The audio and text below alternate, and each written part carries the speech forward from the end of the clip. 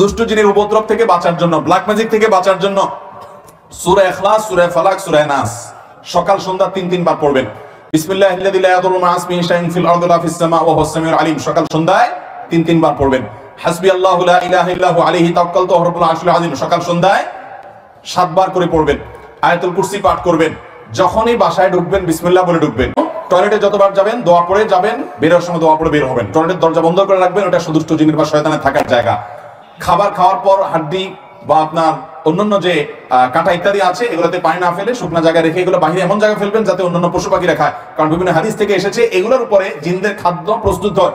উপদ্রব ইতিমধ্যে শুরু হয়ে গেছে, এখন বাঁচতে চান সূরা বাকারা তেলাওয়াত করবেন। যে বাসায় সূরা বাকারা তেলাওয়াত করা হয় হাদিসে আসছে সে বাসায় এই জাতীয় উপদ্রব হয় না, এগুলো থেকে ব্ল্যাক ম্যাজিক থেকে দুষ্টজনের উপদ্রব থেকে বাঁচা যায়। নিজে তেলাওয়াত করতে পারেন না, অডিও চালায় রাখেন, সেই সাথে ঘর থেকে সকল হারামের যত সিম্বল আছে সেগুলো সব সরান। ইনশাআল্লাহ বিইذنিল্লাহ জিনের উপদ্রব দূর হতে